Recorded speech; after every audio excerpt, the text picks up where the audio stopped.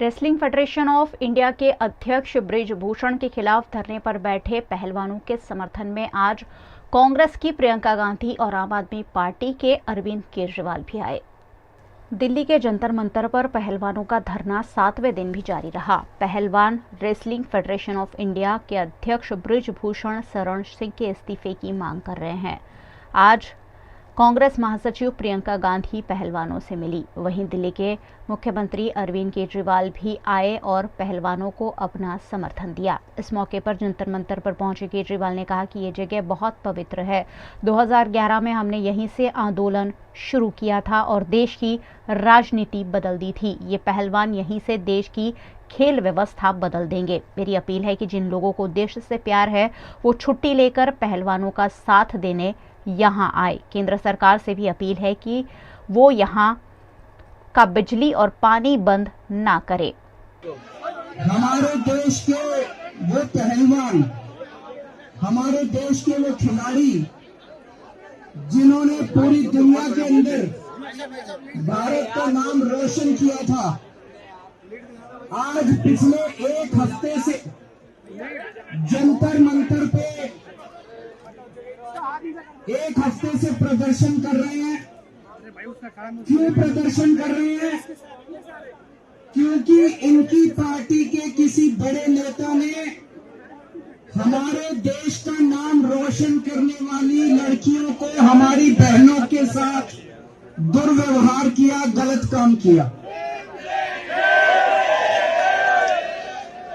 वैसे तो हमारे देश की किसी भी लड़की के साथ, हमारे देश की किसी भी बहन के साथ, हमारे देश की किसी भी महिला के साथ अगर कोई गलत काम हो, उस व्यक्ति को तुरंत पकड़ के सख्त से सख्त सजा मिलनी चाहिए, फांसी पर लटका देना चाहिए उसको।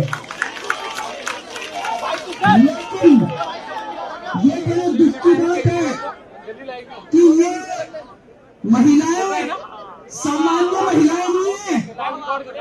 ये वो है जिन्होंने भारत का नाम रोशन किया है अपनी मेहनत से।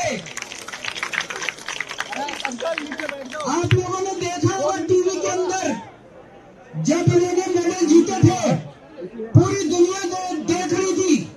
इनके हाथ में तिरंगा था और पीछे जनगण मन का गाना, अपना गीत चल रहा था, जनगण मन गाया जा रहा था, पूरी दुनिया देख रही थी। उनके साथ अगर किसी आदमी ने छेड़खानी करी, दुर्व्यवहार किया, गलत काम किया, उसकी एफआईआर दर्ज कराने के लिए उनको यहाँ पे जंतर मंतर पे बैठना पड़ रहा है, उसको सजा दिलवाने के लिए बैठना पड़ रहा है। क्यों? वहीं बीजेपी के सांसद बृजभूषण सिंह ने कहा कि मैं पूरी तरह निर्दोष हूं, अपराधी बनकर इस्तीफा नहीं दूंगा। खिलाड़ियों का धरना प्रदर्शन राजनीति से प्रेरित है, इसमें नेता और बड़े व्यापारी भी शामिल है। गुजरात मौसम विभाग द्वारा जताए गए अनुमान के अनुसार गुजरात के कई शहर जिलों में मौसम में बदलाव के साथ बारिश दर्ज की गई। गुजरात के कच्छ में इन दिनों बरसाती माहौल देखने मिल रहा है। भारी उमस के बाद कच्छ के भूज में बारिश दर्ज की गई। मौसम में अचानक बदलाव के साथ झिलमिल बारिश बरसने से लोगों को गर्मी से राहत मिली। भूज के शहर और अगल बगल के ग्रामीण इलाकों में बारिश की बूंदाबांदी दर्ज की गई, जिससे माहौल में ठंडक फैली। लेकिन बिन मौसम बारिश से किसानों को फसल बर्बाद होने का डर सता रहा है।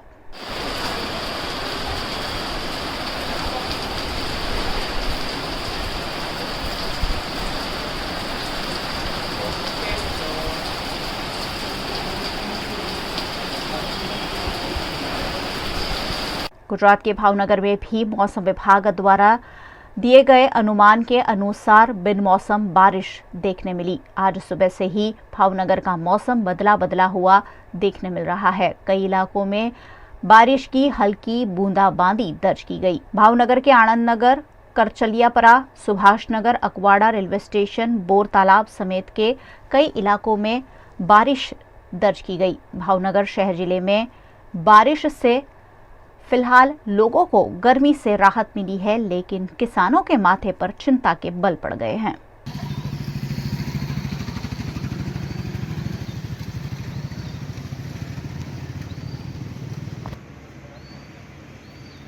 गुजरात की देवभूमि द्वारका में भी मौसम में बदलाव देखने मिला। यूं तो भीषण गर्मी का माहौल है, लेकिन बरसाती माहौल यहां देखा गया। 3 तालुका के ग्रामीण इलाकों में बिन मौसम बारिश भी दर्ज की गई। खंभाड़िया, कल्याणपुर और भाणवड़ में बिन मौसम बारिश से किसानों की फसल को नुकसान पहुंचा है। वहीं भाटिया शहर में सड़क पर बारिश से पानी भर गया।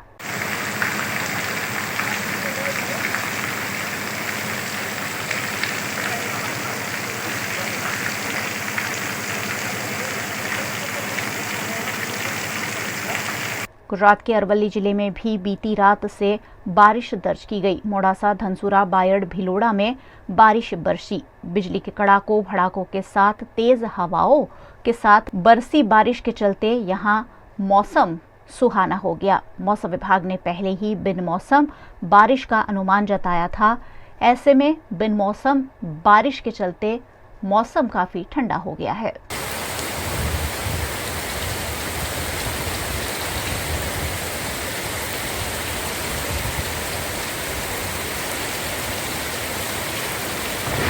गुजरात के झगड़िया तालुका के राजपारडी और उमल्ला समेत के कई गांवों में भी दोपहर के बाद बिजली के कड़ाकों भड़ाकों के साथ बारिश टूट पड़ी। दोपहर तक लोग गर्मी से परेशान हो रहे थे, लेकिन इसी बीच मौसम में बदलाव के साथ आसमान में काले काले बादल छा गए और अचानक बारिश बरस पड़ी, जिससे लोगों को राहत मिली। लेकिन धरती पुत्रों की चिंता में बढ़ोतरी हुई है।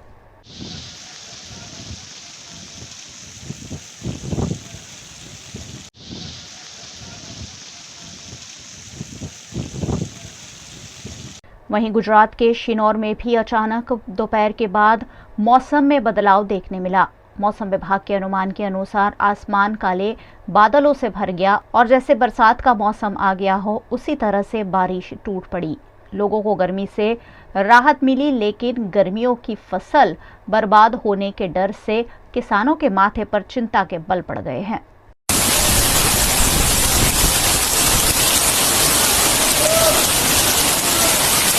पैसे और पावर का रुतबा दिखाकर गुजरात के वडोदरा शहर के पूर्व छात्र नेता हर्षिल लिंबाचिया फिर एक बार विवादों में आए हैं। गुजरात के वडोदरा शहर में कलाली रोड पर सिद्धेश्वर हेवन में रहने वाले पूर्व छात्र नेता हर्षिल लिंबाचिया 2 अलग अलग मामलों में वडोदरा सेंट्रल जेल में बंद है। पिछले कई वक्त से वो जेल की सजा काट रहे हैं, लेकिन 4 दिनों से हर्षिल लिंबाचिया पैरोल पर छूटकर घर आया था। इस दौरान हर्षिल ने पड़ोसी के साथ झगड़ा किया, जिसकी शिकायत पुलिस थाने में की गई। मांजलपुर पुलिस मौके पर पहुंची, तब 4 पुलिस जवान भी हर्षिल के घर के आसपास मौजूद थे और हर्षिल नशे में धुत पाया गया। पुलिस ने हर्षिल लिंबाचिया और 4 पुलिस जवानों को मौके पर लाकर उनका ब्रेथ एनालाइजर से टेस्ट किया है। हर्षिल लिंबाचिया नशे में पाया गया, जबकि पुलिस जवानों ने नशा किया होने के कोई सबूत नहीं मिले हैं। इस मामले मांजलपुर पुलिस ने प्रोहिबिशन एक्ट के तहत मामला दर्ज कर हर्षिल लिंबाचिया को हिरासत में लेकर जांच शुरू की है। सिद्धेश्वर हेवन मकान number A1 501 Kalali CM Patel farm house Vadodara પાસે હર્ષિલ લિંબાચિયા નામનો આરોપી છે। એ પેરોલ રજા પર હાલ છૂટેલો છે અને એ ઝઘડો તકરાર કરે છે। આ પ્રકારની આપણને કંટ્રોલ વર્દી મળી। PCR 27 ત્યાં પહોંચેલ અને ત્યાં જઈને તપાસેલ તો આ જે આરોપી છે હર્ષિલ લિંબાચિયા એ પેરોલ રજા પર છે અને એ નશો કરેલી હાલત જેવો દેખાઈ આવતા એને તાત્કાલિક પોલીસ સ્ટેશન લાવી અને એને ચેક આપણે જે બ્રેથ એનાલાઇઝરથી ચેક કરતા કેફી નશો કરેલો હોય એવી હાલતમાં જણાતા એનું આપણે પછી મેડિકલ કરાવ્યું છે અને એના વિરુદ્ધ પ્રોહિબિશનની કલમ 66(1)B અને 85(1) હેઠળ એના વિરુદ્ધ ગુનો દાખલ કરેલ છે। એ સિવાય જે ફરિયાદી જેમણે કંટ્રોલ રૂમમાં વર્દી લખાવી સતીશભાઈ સોની, સતીશભાઈ સોનીએ બીજી એક ફરિયાદ આપેલ કે એની સાથે ગાળાગાળી અને જાનથી મારી નાખવાની ધમકી આપેલી, એટલે એના વિરુદ્ધ IPCની કલમો 506(2) અને 294(ખ) વિરુદ્ધ એક બીજો અન્ય ગુનો દાખલ કરવામાં આવેલ છે। कर्नाटक विधानसभा चुनाव प्रचार के दौरान प्रधानमंत्री मोदी को खड़गे ने जहरीला सांप कहा था। इस मामले आज प्रधानमंत्री मोदी ने कर्नाटक में ही पलटवार किया। कर्नाटक में इन दिनों विधानसभा का चुनाव प्रचार जोरों पर है। 10 मई को वोटिंग होनी है। वोटिंग से 11 दिन पहले प्रधानमंत्री नरेंद्र मोदी ने राज्य के 2 दिन के दौरे पर आज हुमनाबाद और उसके बाद विजयपुरा में जनसभा को संबोधित किया। बीदर में प्रधानमंत्री ने कहा कि मुझे कांग्रेस के लोगों ने 91 बार गालियां दी।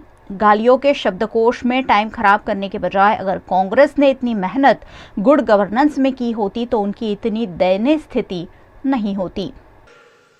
अभी इस चुनाव में भी कांग्रेस ने फिर से मुझे गालियां देने का काम शुरू कर दिया है।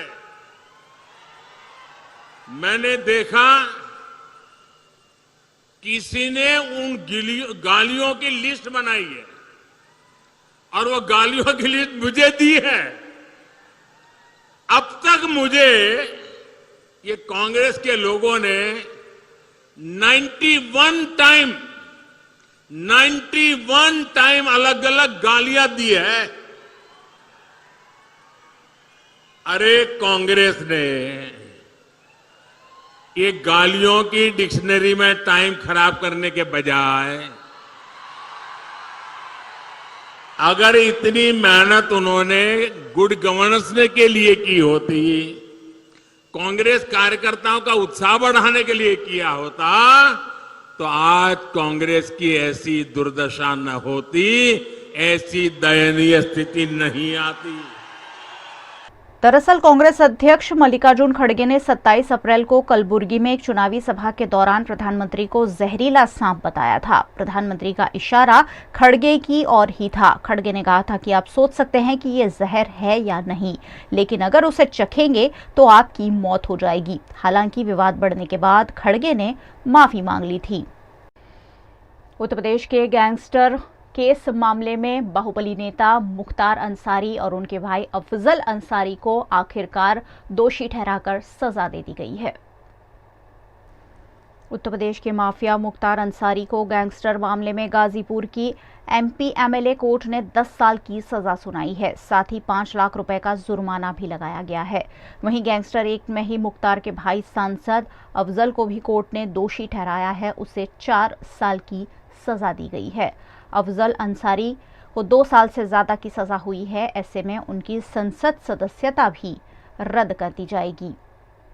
दरअसल गैंगस्टर एक्ट के जिस मामले में कोर्ट ने मुख्तार को सजा सुनाई है वो मामला 2007 का है। कृष्णानंद राय की हत्या के 2 साल बाद 22 नवंबर 2007 को गाजीपुर के मोहम्मदाबाद में पुलिस ने गैंगस्टर यानी कि गिरोहबंद अधिनियम के तहत उन्हें गिरफ्तार किया था। इस केस में पुलिस ने कृष्णानंद की राय की हत्या के बाद हुई आगजनी, बवाल और कारोबारी नंदकिशोर रुंगटा के अपहरण, हत्या को आधार बनाते हुए केस दर्ज किया था।